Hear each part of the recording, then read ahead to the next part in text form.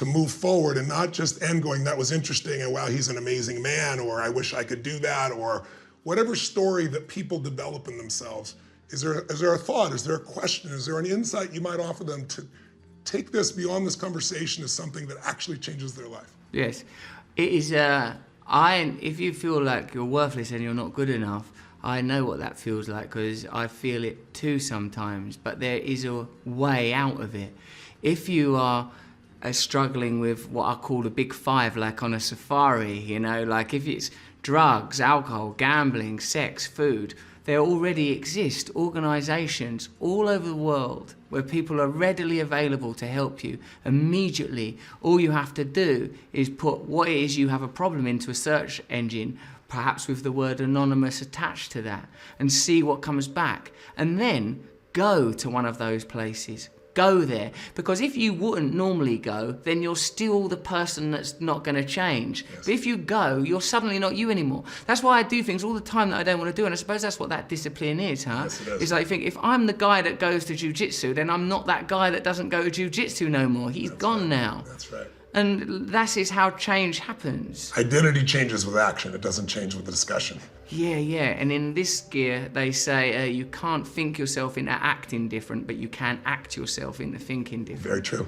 Very true. Some people in the beginning, it's fake it till you make it, right? Right, yeah, but then they wake up. It's just like if somebody fake laughs enough, their nervous system kicks in and it becomes real laughter. You know, people that don't ever laugh, I'll often have them fake laugh for a while, and all of a sudden, their brain recognizes that it's already in here and it becomes real.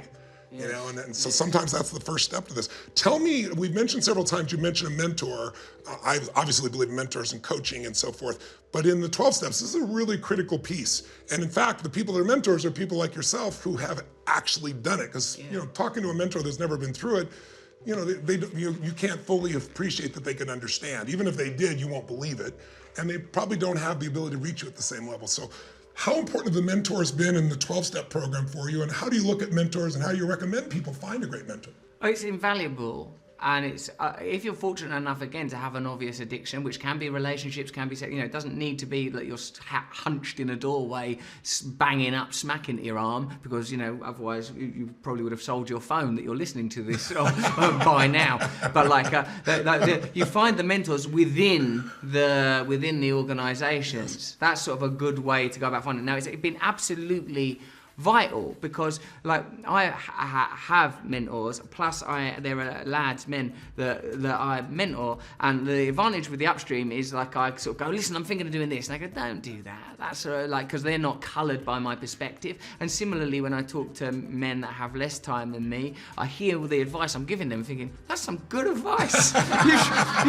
you should do that instead of the you're doing. Yeah, we all teach what we most need to learn, right? So a woman asked me one time, she came to one of my seminars, this woman was in her early 80s, and, you know, she would fight and get to the front row of the stadium every time. I went on this tour, I did, like, I don't know, 15 events in a row in, like, I don't know, a period of maybe 3-4 months. And every time I look down, here's the same woman in a different city. It's like the Grateful Dead. She's followed me around, you know, mid-80s, right? And so at one point, I wanted to meet her anyway, and she came out, so I had signed something for her, and so I'm signing it for her, and she goes, can I ask you a question? I said, yeah. She goes, I've been with you on the road for many, many weeks. I said, yes, I've seen that. I said, are you slow or are you enjoying yourself? And she goes, no. She goes, I want to know. She goes, I've seen you early in the morning. I've seen you late at night. I've seen you been on stage for 12 hours. I can see in your eyes there's pain in your body. I don't know if it's your back or I can hear your voice. She goes, how do you do it? How do you keep doing all this? How do you live this way? And I said, part of it's because I attend all these seminars. Right? I'm teaching it, so I got to live it. Right? That's one of the reasons I did it. Tell me how your life is different, how your life changed by meeting your wife, and how has your life changed by having your daughter and another child on the way? It's really, having a child annihilates the idea that you might be the most important person in the world. Like, it destroyed it in an instant. Like, oh, right, yeah, what I want is irrelevant. It's irrelevant, you feel it. Also, I felt an awakening at the birth that something sort of, it felt like biochemically kicked in, which perhaps is attainable spiritually, but in my case it needed to be literal, where I felt, oh my God, I'm just part of this. I felt, curiously, and I do talk about this elsewhere, that I felt like consciousness is more important than matter, because I saw her in the water when she was just and she seemed just like an object. And then when she was held by her mother, her eyes opened, And I felt, consciousness. Yes. Consciousness precedes matter. We are consciousness. This is what we are primarily. The consciousness is inhabiting the matter. It's puppeting the matter, tethered to it, welded to it, bonded to it, but it's the consciousness that is significant.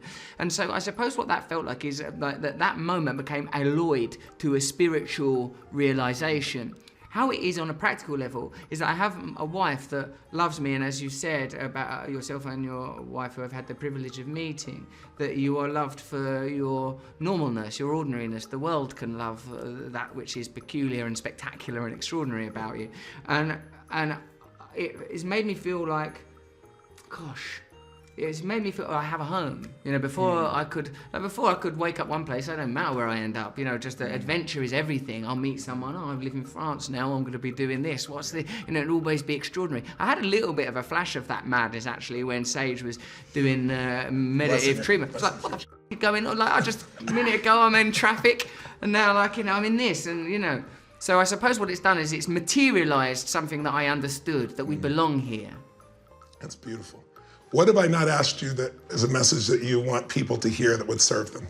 That at the point of vulnerability, there is great truth. That we're so keen to share the things about us that are powerful and that are beautiful and that are incredible. But it's in the vulnerability, in the brokenness, in the wound. That's where the beauty is. That's where the real beauty is. I can connect to anybody there. Yes. And when I'm in some moment of dispute with someone or I'm about to judge someone, I recognise that this person has known real pain. And if they were able to, in that moment, go, this thing happened to me, I'd go, oh, no, don't worry about it. Let's just deal with that. Let's just deal with that. Yeah. And that's the truest. It's nice to know that's the truest part of you. That the truest part of you is love and a desire to serve, and that all else will melt away and that will remain. I love you. I love you, Tony Robbins. You're a beautiful soul. Oh, thanks, mate. It's more than delivered, mate, for people. I think there'll be people listening to this whose lives will be touched so deeply that they will remember what's true and they'll take action to move forward. And that is my highest prayer. Really? And I love that that is your mission. It's so beautiful. I've noticed that things you want to happen, so that's good.